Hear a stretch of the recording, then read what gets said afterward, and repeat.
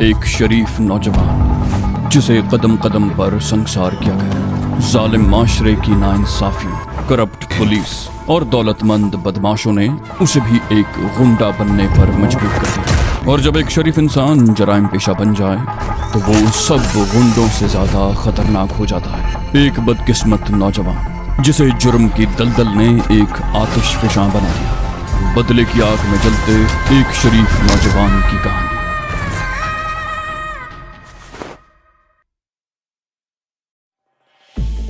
Rickshaw दरवाजे के सामने खड़ा था। उसका रुख गेट की तरफ था। कदीर ने गेट खोल दिया। रिक्शा अंदर आया। जब वो गेट बंद करके वापस मुड़ा तो शारिक रिक्शा बंद करके नीचे उतर चुका था और पिछली सीट पर बैठी समीना और शाहपरी नीचे उतर रही थी। समीना ने हस्बे मामूल बुर्का पहन रखा था और शाहपरी ने चादर ओढ़ रखी थी। वो लोग कमरे में आ गए जहां 2 मोमबत्तियां जल रही थी। उनकी रोशनी बहरहाल इतनी थी कि वो एक दूसरे के चेहरे देख सकते थे। शारिक ने कमरे में इधर उधर देखते हुए पूछा, कहाँ है वो? जफरी बोला, दूसरे कमरे में, आओ मेरे साथ। वो लोग दूसरे कमरे में आ गए। पप्पू ने उस कमरे में भी मोमबत्तियां जला दी। तारा फर्श पर बंधा हुआ पड़ा था। शारिक को देखकर उसके चेहरे पर खौफ के साए फैल गए। शारिक ने कहा, इसे खोल दो। पप्पू ने तारे को खोल दिया और उसके मुंह में ठुसा हुआ कपड़ा भी निकाल दिया। तारा लंबे लंबे सांस ले रहा था। शारिक ने तारे के चेहरे पर नजरें जमाते हुए कहा, मैं तुम्हें जिंदा छोड़ सकता हूं, लेकिन एक शर्त पर। तारा खौफ से कांप रहा था। बोला, मैं तुम्हारी हर शर्त मानने को तैयार हूं शारिक बाबू। मैं तो तुम्हारे लिए काम करना चाहता था, लेकिन इन लोगों ने। चट्टाख। तारे की आवाज तमाचे की आवाज में दब गई। शारिक का तमाचा वाकई जोरदार था। तारे के मुंह से चीख निकली। शारिक के हलक से भेड़िए किसी गुर्राहट निकली। मैं कोई कहानी नहीं सुनना चाहता। अगर तुम ये बता दो कि हाजी कहाँ छुपा बैठा है तो मैं तुम्हें छोड़ दूंगा। तारिक हकलाया, मुझे कुछ नहीं पता शारिक बाबू। वो तुम्हारे खौफ से ठिकाने बदल रहा है। किसी भी ठिकाने पर एक रात से ज्यादा नहीं रहता। मुझे पता नहीं कि आज वो कहाँ होगा। शारिक कुछ बोलना चाहता था कि दूसरे कमरे से टेलीफोन की घंटी की आवाज सुनाई दी। कदीर जल्दी से दूसरे कमरे में आ गया और फिर उसे वापस आने में भी 1 मिनट से ज्यादा नहीं लगा। उसने शारिक की तरफ देखते हुए कहा, इंस्पेक्टर उस्मान का फोन है। मैंने उसे बता दिया है कि तुम यहाँ मौजूद हो। वो तुमसे कोई अहम बात करना चाहता है। शारिक बोला, कोई अहम बात ही होगी, वरना वो इस वक्त फोन न करता। शारिक कहते हुए फोन वाले कमरे में आ गया और फोन का रिसीवर उठाकर कान से लगा लिया। हेलो उस्मान, खैरियत? इस वक्त कैसे फोन किया? कोई खास बात? इंस्पेक्टर उस्मान की आवाज आई। बहुत ही अहम इत्तला है। अच्छा हुआ तुम मिल गए। थोड़ी देर पहले तुमने हाजी के 2 आदमियों को कत्ल करके उनकी लाशें हाजी के घर के करीब फेंकवाई थी। शारिक बोला, उन 2 आदमियों को मैंने या मेरे किसी साथी ने नहीं, बल्कि हाजी ही के एक आदमी तारे ने कत्ल किया था। लेकिन तुम्हें कैसे पता? उस्मान बोला, इत्तेफाक से मैं उस वक्त हाजी की कोठी में मौजूद था। शारिक ने हैरत से कहा, हाजी की कोठी में तुम? इंस्पेक्टर उस्मान बोला, हाँ। मैं दरअसल हाजी से मिलकर उसे ये तासुर देना चाहता था कि मैंने उसके खिलाफ जो कुछ किया था वो मेरी गलती थी। माफी तलाफी से मामला खत्म हो जाए तो बेहतर है। इसके अलावा कुछ सुनगुन भी लेनी थी। मैं हाजी से बातें कर रहा था कि इन लाशों के बारे में इत्तला मिली जो एक गली के 2 ज़ेरे तामीर मकानों में फेंकी गई थी। हाजी के एक गनमैन ने एक रिक्शे को उस गली से निकलते हुए देखा था। इंस्पेक्टर उस्मान खामोश हुआ। फिर बोला, हाजी के उसी गनमैन का कहना है कि शाम 8 बजे के करीब तारा कोठी से 2 आदमियों को साथ ले गया था। उसने कुछ बताया नहीं था कि वो कहाँ जा रहा है। बाद में जब उन दोनों की लाशें मिली तो भाग दौड़ शुरू हुई। मोड़ पर हलवाई के एक मुलाजिम लड़के ने ये इंकिशाफ किया कि तारे ने उसे किसी आदमी के पीछे भेजा था जो उसके घर का पता मालूम करके आया था। हाजी को सारी रिपोर्ट मिल चुकी है। वो लड़का भी इस वक्त हाजी के पास है और हाजी को शुबा ही नहीं बल्कि यकीन है कि तुम खुद भी वहां मौजूद होगे। हाजी के आदमी वहां पहुंचने वाले हैं। वो लड़का भी उनके साथ है जो तुम्हारे उस ठिकाने की निशानदही करेगा। शारिक ने उसके खामोश होने पर पूछा, तुम कहाँ से बोल रहे हो? उस्मान ने कहा, हाजी की कोठी से तकरीबन 1 फरलांग दूर अपने एक दोस्त के मकान से। इस वक्त हाजी अपने आदमियों को जमा कर रहा है। मैं वहां से आ गया था ताकि किसी तरह तुम्हें इत्तला दे सकूं। शारिक बोला, शुक्रिया उस्मान। क्या हाजी इस वक्त कोठी में मौजूद है? उस्मान बोला, हाँ, वो कोठी में ही है। शारिक बोला, ठीक है, मैं बाद में किसी वक्त तुमसे राब्ता करूंगा। शारिक ने फोन बंद कर दिया और दूसरे कमरे में आकर अपने साथियों को सूरत हाल से आगाह करने लगा। जफरी ने कहा, शारिक बाबू, तुम समीना बीबी और शाहपरी को लेकर यहाँ से निकल जाओ। हम इन लोगों से निमट लेंगे। शारिक बोला, उनकी तादाद ज्यादा होगी तो? जफरी बोला, तुम इसकी फिक्र मत करो। वो पूरी फौज भी ले आएंगे तो हम पर काबू नहीं पा सकेंगे। बस तुम इन दोनों को लेकर निकल जाओ। शारिक बोला, ठीक है, अगर यहाँ से निकल सको तो गुलबर्ग आ जाना। शारिक ने उन्हें गुलबर्ग वाली कोठी का पता समझा दिया। उसने अचानक ही करीब खड़े हुए तारे की कनपटी पर जोरदार घूंसा मारा। वो कराहता हुआ नीचे गिरा और एक ही घूंसे में बेहोश हो गया। जफरी और कदीर ने बेहोश तारे को उठाकर रिक्शे की पिछली सीट पर बिठा दिया। समीना और शापरी उसके दाएं बाएं बैठ गईं। सीट छोटी थी लेकिन उन्होंने अपने आप को किसी तरह एडजस्ट कर लिया। वो दोनों तारे को दरमियान में लेकर इस तरह बैठी थी जैसे वो बीमार हो। शारिक ने अपनी सीट पर बैठकर रिक्शा स्टार्ट कर दिया। कदीर ने जल्दी से गेट खोल दिया। शारिक ने रिक्शा गेट से निकालकर गली में दाईं तरफ मोड़ लिया। वो मेन रोड पर आने की बजाय गलियों ही गलियों में से निकलना चाहता था। शारिक का रिक्शा कुछ आगे जाकर बाईं तरफ की एक गली में मुड़ा ही था कि मेन रोड से एक कार उस गली में दाखिल हुई। उस कार में 5 आदमी थे, एक स्टीयरिंग के सामने, दूसरा उसके साथ वाली सीट पर और 3 आदमी पीछे बैठे हुए थे। ये हाजी के गुर्गे थे और उन सब के पास क्लैशनकोफें थीं। ड्राइविंग सीट पर बैठे हुए शख्स ने अपने साथियों को इशारा किया। वो लोग कार से उतर गए। ड्राइवर ने कार कुछ आगे जाकर रोक ली और इंजन बंद करके नीचे उतर आया। उसके हाथ में क्लैशनकोफ राइफल थी। गली में गहरी तारीकी थी। उनमें से एक ने अपने साथियों को इशारा किया और खुद मकान की दीवार पर चढ़ गया। वो दीवार पर अभी पूरी तरह संभल भी न सका था कि मकान के अंदर से फायरिंग शुरू हो गई। कई गोलियां उस शख्स के लगीं और वो चीखता हुआ गली में गिर गया। वो कीचड़ में बुरी तरह तड़प रहा था। उसके बाकी साथी इधर उधर फैल गए। दूसरे मकान की दीवार भी अहाते की तरह थी। 2 आदमी उस दीवार पर चढ़ गए। अंदर से फिर फायरिंग हुई। उनमें से एक चीखता हुआ दीवार से गिरा। उसका जिस्म छलनी हो गया। जफरी, पप्पू और कदीर ने अपनी पोजीशन संभाल रखी थी। उन्होंने हमलावरों पर गोलियों की बारिश कर दी। इस दौरान 2 हमलावर अगरचे ढेर हो चुके थे लेकिन बाकी 3 आदमियों ने पोजीशन लेकर फायरिंग शुरू कर दी। तकरीबन 10 मिनट तक दोनों तरफ से शदीद फायरिंग होती रही। फिर जफरी अपनी कमीनगाह से निकलकर आगे वाले मकान की छत पर कूद गया और दीवार पर चढ़कर बड़ी आहिस्तगी से गली में आ गया। चंद गज आगे वो कार खड़ी थी जिस पर हमलावर आए थे। जफरी उस कार की आड़ लेता हुआ सामने वाले मकान की दीवार पर चढ़कर अंदर कूद गया। हमलावर सामने वाले मकान की छत से फायरिंग कर रहे थे। जफरी ने उनसे निपटने के लिए ही अपनी जिंदगी दांव पर लगाई थी। वो मकान का सहन उबूर करते हुए सीढ़ियों पर चढ़ता हुआ छत पर आ गया और मुतजस्सिस नजरों से इधर उधर देखने लगा। कदीर के मकान के ऐन सामने वाले मकान की छत पर 2 हमलावर नजर आ गए। वो मुंडेर की आड़ से कदीर के मकान पर फायरिंग कर रहे थे। जफरी एहतियात से चलता हुआ ऐसी जगह पर आ गया जहां से वो उन दोनों को जद पर ले सकता था। वो तीसरे की तलाश में था जो अभी तक उसकी नजरों में नहीं आया था। जफरी बड़ी एहतियात से चल रहा था। छत पर तेल या घी का एक खाली डिब्बा पड़ा हुआ था। जफरी के पैर की ठोकर लगने से वो डिब्बा पुरशोर आवाज के साथ लड़खड़ाता हुआ दूर तक चला गया। डिब्बे की खड़खड़ाहट की आवाज सुनकर फायरिंग करने वाले दोनों आदमी चौंक गए। वो दोनों बड़ी तेजी से पीछे मुड़े लेकिन इससे पहले कि वो कोई कार्रवाई कर सकते, जफरी की राइफल का दहाना खुल गया। गोलियों ने उन दोनों को छलनी कर दिया था। तीसरा हमलावर जो जफरी की नजरों में नहीं आ सका था, चंद गज आगे एक दीवार की आड़ में खड़ा था। उसने दीवार की आड़ से निकलकर जफरी पर फायरिंग कर दी। जफरी बड़ी फुर्ती से नीचे गिर गया था। लातादाद गोलियां उसके सर के ऊपर से गुजर गई थीं। अगर उसे नीचे गिरने में एक लम्हे की भी ताखीर हो जाती तो ये सारी गोलियां उसके जिस्म में पैवस्त हो जाती। नीचे गिरने के साथ ही उसने राइफल का ट्रिगर भी दबा दिया। हमलावर दीवार के करीब खड़ा था। जफरी की राइफल से निकलने वाली कई गोलियां उसके जिस्म में पैवस्त हो गईं और वो चीखता हुआ ढेर हो गया। जफरी ने उंगली ट्रिगर से हटा ली। दूसरी तरफ कदीर और पप्पू ने भी फायरिंग रोक दी थी। फजा पर एकदम सन्नाटा तारी हो गया था। जफरी छत पर लेटा रहा। कई सेकंड गुजर गए। सन्नाटा कायम रहा। वो अपनी जगह से उठकर आगे आ गया। उसने वो तीनों लाशें देख लीं। वो इधर उधर देखता हुआ मोहतात अंदाज में आगे चलता रहा लेकिन किसी तरफ से कोई फायर नहीं हुआ। उसे समझने में देर नहीं लगी कि तमाम के तमाम हमलावर खत्म हो चुके थे। ठीक उसी वक्त कहीं दूर से पुलिस के सायरन की आवाज सुनाई थी। हाजी के आदमियों ने यह हमला तयशुदा प्रोग्राम के मुताबिक किया था और ऐन मुमकिन है हाजी ने पुलिस को भी बता दिया हो कि शारिक या उसके साथी कहाँ छुपे हुए हैं और यकीनन पुलिस उसी तरफ आ रही थी। जफरी चीखा, कदीर, पप्पू, मकान से बाहर निकलो, जल्दी करो। वो खुद भी सीढ़ियों पर दौड़ता हुआ नीचे आ गया और फिर दीवार फांद कर गली में पहुंच गया। उसी वक्त कदीर और पप्पू भी अपने मकान से बाहर आ गए थे। जफरी चीखता हुआ कार की तरफ दौड़ा। इस तरफ वो उनकी कार खड़ी है। वो दोनों भी उसी तरफ दौड़े। पप्पू का पैर कीचड़ में फिसल गया और वो धड़ाम से पुश्त के बल नीचे गिरा। कदीर ने सहारा देकर उसे उठाया। इस दौरान जफरी कार के करीब पहुंच चुका था। कार के इग्निशन में चाबी मौजूद थी।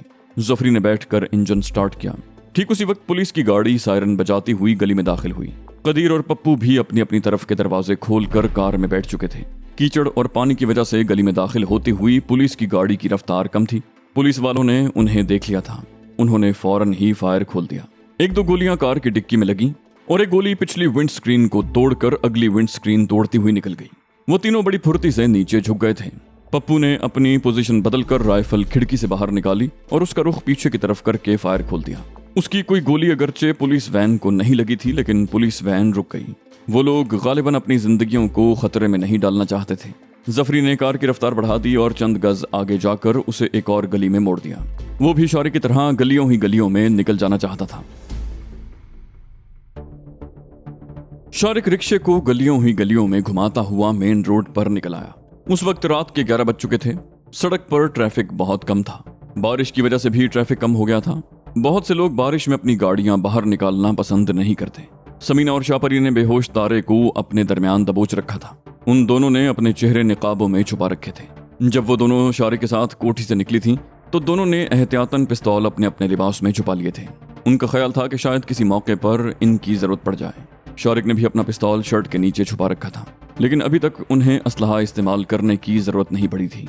कदीर के डेरे पर जो सूरत हाल सामने आई थी, उसके पेश नजर शारिक ने तारे को लेकर वहां से निकल जाना ही मुनासिब समझा, क्योंकि वो तारे से हाजी के बारे में बहुत सी बातें मालूम कर सकता था।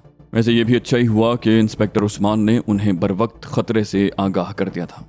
अगर उस्मान से उन्हें इत्तला न मिलती तो वो बेखबरी में घेर लिए जाते, और ये भी मुमकिन था कि ये उनकी जिंदगी की आखिरी रात होती। शारिक को जफरी वगैरह की ज्यादा फिक्र नहीं थी। वो लोग होशियार हो चुके थे और हमलावरों का मुकाबला करने के लिए यकीनन तैयार होंगे। नहर वाले मोड़ पर शारिक को ज्यादा परेशानी का सामना नहीं करना पड़ा। यहाँ पुलिस ने उन्हें रोका था, लेकिन 2 औरतों और उनके साथ एक बीमार आदमी को देखकर पुलिस ने उन्हें जाने की इजाजत दे दी थी। लेकिन तकरीबन निस्फ मील का फासला तय करने के बाद शारिक को एक बार फिर रिक्शे की रफ्तार कम करनी पड़ी। ये सड़क बिल्कुल सुनसान और तारीकी में डूबी हुई थी। रिक्शे के हेडलैंप की रोशनी में 3 पुलिस वाले सड़क के ऐन वस्त में खड़े नजर आए। शारिक ने पीछे गर्दन घुमाकर कहा, मालूम होता है आज कुछ ज्यादा ही गड़बड़ है। उसने पुलिस वालों के करीब रिक्शा रोक लिया। पुलिस वालों की तरफ देखते हुए बोला, क्या बात है सर जी, आज कुछ ज्यादा ही चेकिंग हो रही है। दूसरे ही लम्हे वो चौंक गया। उन 3 पुलिस वालों में एक असिस्टेंट सब इंस्पेक्टर था और 2 कांस्टेबल। शारिक ने एएसआई को पहचान लिया। ये वही नौजवान पुलिस ऑफिसर था जिसने उस रात कसूर की तरफ जाते हुए उन्हें चेक किया था, और शारिक उसे हाजी के नाम की धमकी देकर निकल गया था। एक कांस्टेबल ने कहा, शहर के कुछ लोग ज्यादा ही खुद मुख्तार हो गए हैं, एक दूसरे को मार मार कर सड़कों पर फेंक रहे हैं। फिर पिछली सीट पर देखते हुए बोला, आप लोग कौन हैं बीबी, और ये आदमी बेहोश क्यों है? समीना बोली, ये मेरा भाई है जी, बीमार है, इसे दौरे पड़ते हैं, बेहोश हो गया है, डॉक्टर के पास ले जा रही हैं। इसी दौरान एएसआई ने हाथ में पकड़ी हुई टॉर्च रोशन की। उस वक्त शारिक ने अगरचे मुंह फेर लिया था, लेकिन उसका चेहरा रोशनी में आ गया था। उसके साथ ही एएसआई चीख उठा, ओए तुम! उसने एकदम शारिक पर पिस्तौल तान लिया। बोला, तुम तो वही हो जो उस दिन हाजी के नाम पर धोखा देकर भाग गए थे। अब मैंने तुम्हें पहचान लिया है, तुम शारिक हो ना? हाथ ऊपर उठा लो और खबरदार कोई हरकत मत करना। शारिक के मुंह से बेख्तियार गहरा सांस निकला। उसने हाथ ऊपर उठा लिए और फिर ऑफिसर के हुक्म पर रिक्शे से उतर गया। एएसआई ने समीना की तरफ देखते हुए कहा, बीबी आप लोग भी नीचे उतर आओ, ये शारिक है, बहुत खतरनाक मुजरिम, इसने शहर में कत्लो गारत मचा रखी है। आप लोग रिक्शे से उतरकर उस तरफ खड़ी हो जाएं। समीना बोली, मेरा भाई बेहोश पड़ा है, अगर इसे कुछ हो गया तो? एएसआई बोला, फिक्र न करें बीबी, कोई गाड़ी उधर से आती है तो आप लोगों को उसमें बिठा देंगे। समीना और शापरी ने एक दूसरे की तरफ देखा और फिर तारे को सीट पर डालकर नीचे उतर गईं। दोनों कांस्टेबलों ने भी अपनी राइफलें शारिक पर तान रखी थी। समीना और शापरी उन दोनों पुलिस वालों के पीछे चली गईं और फिर उन दोनों ने अपने अपने पिस्तौल निकाल लिए। शापरी ने दोनों कांस्टेबलों को जद में ले लिया था और समीना ने अपना पिस्तौल एएसआई की पुश्त से लगा दिया। बोली, तुमने शारिक को तो पहचान लिया, लेकिन ये भूल गए कि उसके साथ समीना भी होती है। तुम तीनों अपना असलहा फेंक दो, वरना कत्लो गारत में समीना भी शारिक से कम नहीं। एएसआई ने कांस्टेबलों की तरफ देखा, फिर अपना रिवॉल्वर फेंक दिया। कांस्टेबलों ने भी राइफलें फेंक दी। शारिक ने कमीज के नीचे से अपना पिस्तौल निकाल लिया। वो एएसआई की तरफ देखते हुए मुस्कुराया, बोला, तुम अक्लमंद हो, अब तुम तीनों उस गली में दौड़ते हुए चले जाओ, अगर मुड़कर देखा या कहीं रुके तो शूट कर दिए जाओगे। एएसआई और दोनों कांस्टेबल वाकई अक्लमंद थे। उन्होंने शारिक के हुक्म की तामील में एक लम्हा भी ताखीर नहीं की और मुड़कर कोठियों के दरमियान एक गली में दौड़ते चले गए।